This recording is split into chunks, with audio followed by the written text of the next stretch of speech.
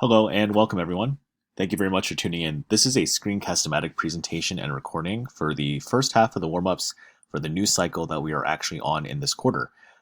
Before I get started, once again, please let me encourage you to open up to the correct warm-up packet template that we are starting and to copy down the question of the day and the corresponding answer.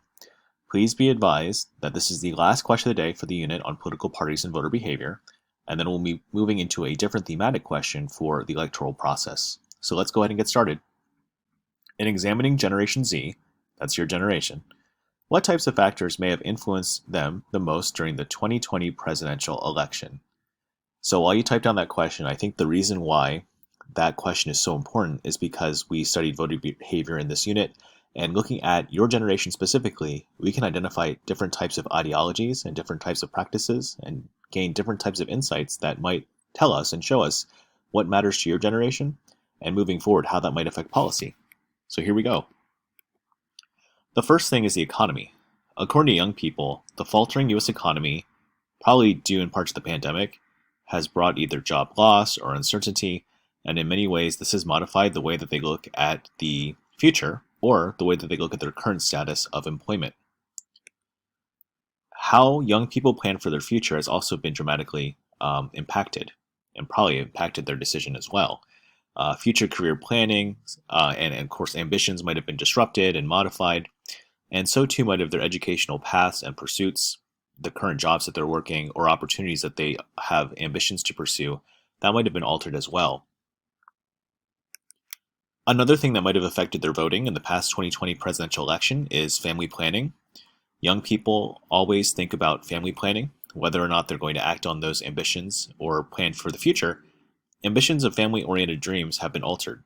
Studies show that when it comes to finding significant others and thinking about kids and buying a home, the past year has brought about a change that might have impacted the way that young people had voted.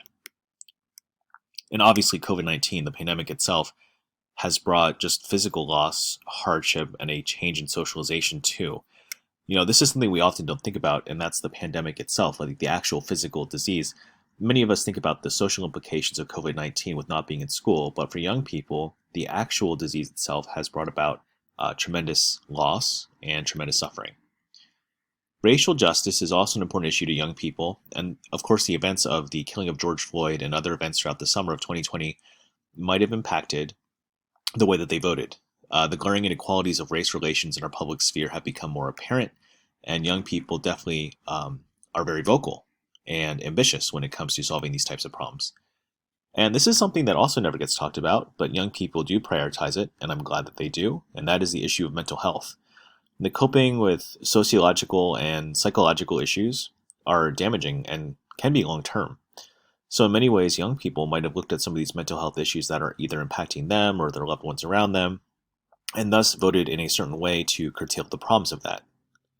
So all in all, these are some of the biggest things that impact young people and voting in the past presidential election of 2020.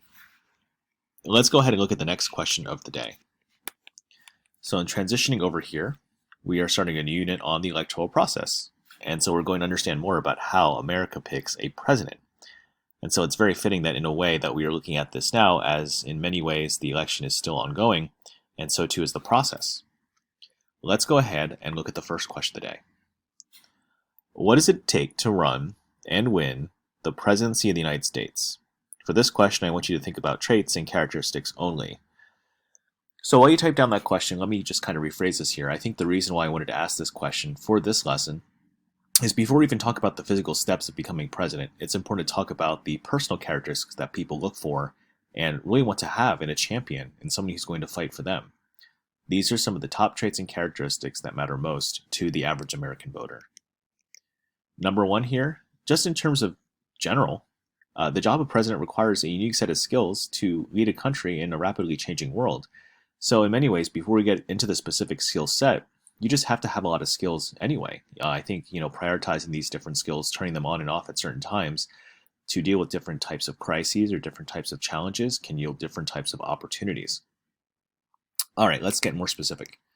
Empathy is probably one of the biggest things here, and when you are empathetic, that means that you have the ability to show healthy emotion and connect with voters. I think that people look for a president to connect with them on a personal level. And so, in many ways, both Donald Trump and Joe Biden can do that, although they do that differently. Resilience is also really important. If you don't know what this word means, resilience is basically the ability to pursue goals and ambitions with unrelenting force. So, in other words, if you put somebody in the office of the presidency and you expect them to fight for you, you hope that throughout their entire term they will in fact fight for you based off of some of the policies and procedures that they laid out in their campaigns. Communication is also really important. Communication is the ability to clearly articulate your vision, your passions, your policies, and your pursuits to the people. And also, in many ways, I think you can take this trait and carry it to Congress because, of course, they are the ones who have to carry forth their legislative agenda. So I think coalition building and teamwork with them is really, really important. Openness and transparency is also really important. I think the American people look for the ability for their leaders to be open and transparent in their governing processes and actions. And what I mean by that is simply this. I think people are just looking for their elected representatives to be just incredibly open and honest and fair. Impulse control is another big thing here, guys. This is the ability to maintain professionalism in all circumstances. I think the American people would expect their presidents to be role models in the sense that there's a time to fight, there's a time to friend, and a time to flee. And if you dig a little bit deeper, there's also times to just channel different types of, I guess you could say, personalities to handle crises or challenges that the job offers. And just being a general ambassador of good faith, I think, also matters. This basically entails just the simple prospect of someone who captures and showcases the cultural essence of who America is and what we are as a nation. So whether the president is going abroad and representing us at any type of event, or whether, of course, they are present at a funeral, or if they are present at a parade, we just expect that they are, in fact, a symbol for everything that we are. And in many ways, all presidents do show that at different times in our history. So there you guys go. That's the answer to the question of the day. Good luck in completing the rest of the warm-ups accordingly.